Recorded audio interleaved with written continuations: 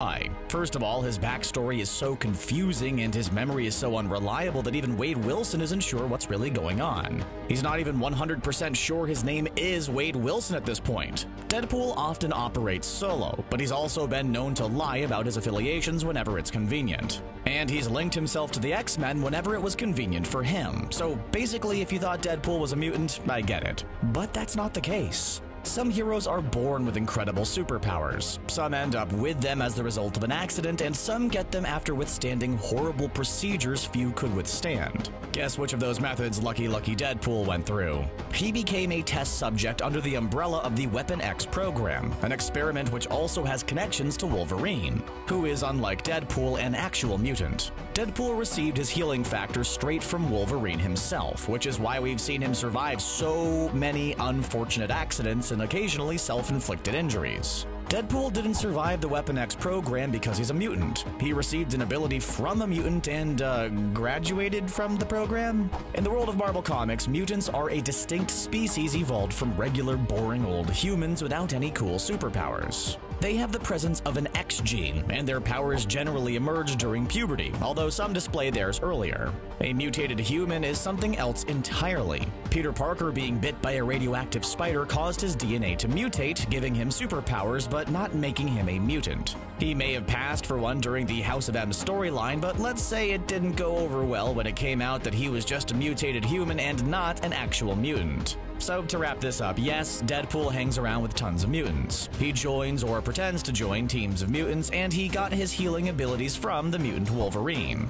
But if we're getting technical, he's not a mutant. And as we all know, being technically correct is the best kind of correct. Despite his affiliations, he's no more of a mutant than Peter Parker, Carol Danvers, or the MCU version of Wanda Maximoff, who is definitely not a mutant, since that word was forbidden in the MCU when she was introduced.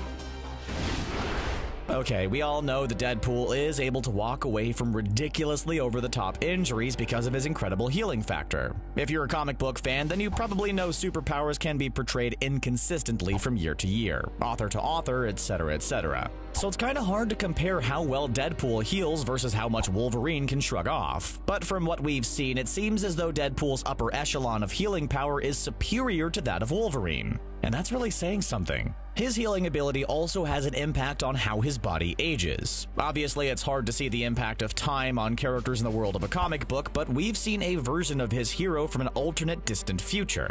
The Wade Wilson from Earth 80521 ended up trapped in a basement below a trapped skyscraper for about 800 years. You might think he would have gone a little bit crazy, or at least crazier during that time. But he was surprisingly much the same as the modern-day Earth Prime Deadpool. Although his healing factor had slowed down over the centuries, he was still very much alive, well, and in fighting shape. Based on this, it seems likely Deadpool's healing abilities will degrade eventually. But when we're talking hundreds and hundreds of years, well, we have plenty of time to enjoy his antics before that happens. There are also some added benefits of his healing abilities that aren't as obvious as him regrowing a limb or two. The first is that he's highly resistant to most types of poisons, and really any foreign substances. It takes a bull elephant amount of tranquilizers to bring him down, and it takes a lot to get him drunk. Because of his healing factor, he's immune to diseases and infections.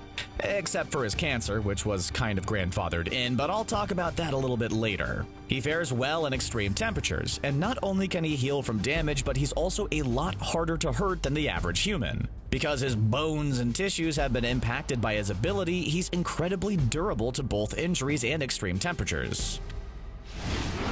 As much as we all love Deadpool, his fellow comic book characters unfortunately don't always feel the same. Most people can't help but get irritated by his constant stream of dialogue, especially those who are quite limited on patience as it is. Deadpool definitely doesn't make friends easily, so you can imagine how pleased the prickly mutant Cable was when he found himself stuck with Deadpool, quite literally. Deadpool and Cable have been trying to bring each other down since all the way back in New Mutants number 98. Even when they're not actively battling against each other, they're still not exactly BFFs. Cable provides a great straight man to Deadpool's insanity though, which is why they end up getting paired together so often. Or in the case of Cable and Deadpool, why they ended up being fused together with one another. No, I'm not talking about some kind of wacky mishap involving superglue or something. I'm talking about these two characters being fused to each other on a quantum level, with their very atoms connected to one another. And this wasn't even the only time someone else had the unfortunate opportunity to be fused with Deadpool. After an accident, Madcap fused himself to the Merc with the mouth on a molecular level. Since Madcap drives people crazy and Deadpool is already there, you can probably imagine how their little bonding experiment went. Just in case you didn't understand just how wild Wade's mind really is, consider the fact that even someone like Madcap was left emotionally damaged by his experience inside of it.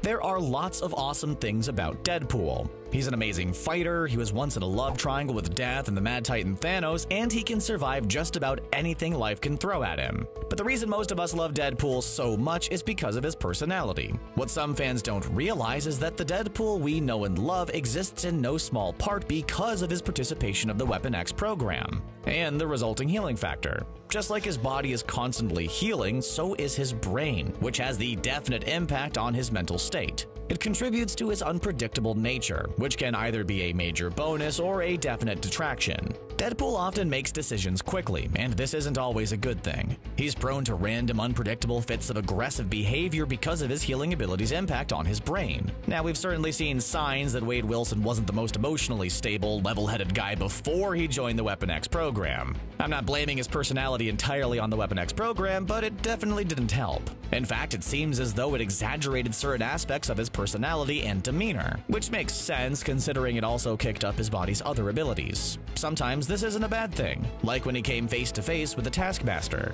This villain is able to replicate opponents' moves exactly after seeing them performed only once, but Deadpool is so wildly unpredictable that even the Taskmaster can't keep up with him. His brain's uniqueness is also a massive bonus when going up against opponents with telepathic powers. Since his brain is constantly regenerating, even powerful psychics like Emma Frost can't harm him through his mind. He can be included as part of a psi-link to communicate with others telepathically, but even experienced telepaths can barely make sense of his jumbled up thoughts. Oh, and there's the fact that he knows he's in a comic book, at least sometimes. I wouldn't say he has a form of hyper-awareness, but he at least has a bit of medium awareness. When the Beyonder transported him to the foundation of reality, he became aware of his status as a comic book character, and was able to break the fourth wall. Since his brain is in a constant state of flux, he isn't aware of this all the time, but sometimes the truth of his situation does shine through.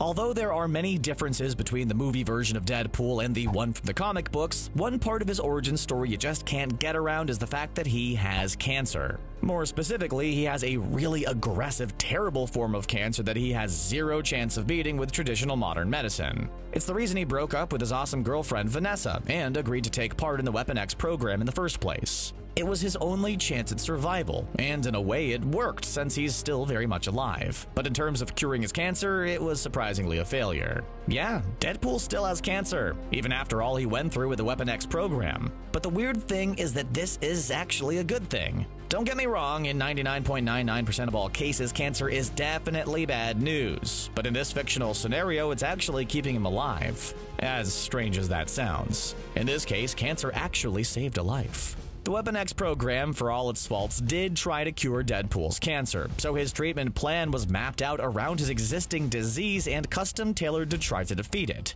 The result was that Wade's healing ability learned how to replace his body's cells as fast as the cancer could destroy them. Deadpool still has cancer, but it's kept at bay by his healing ability. The crazy thing is, it's actually keeping Deadpool alive at this point. If he were to have his cancer cured, his healing factor would still be working on overdrive with nothing in place to keep it balanced. We saw this happen to some Super Skrulls with Deadpool's powers, and it wasn't pretty. Their bodies rapidly created new cells, but nothing was destroying the old ones, so they started getting horrible growths until their heads exploded. Getting cancer is definitely one of the worst things, but if you put it in perspective, it's definitely better than having your head explode, as weird as that is to think about. At least people have a chance of surviving cancer, while head explosions have a 100% mortality rate.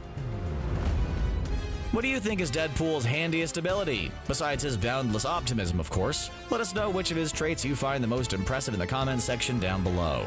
And then click on that subscribe button for more videos from CBR. Thanks for watching, and we'll see you again next time.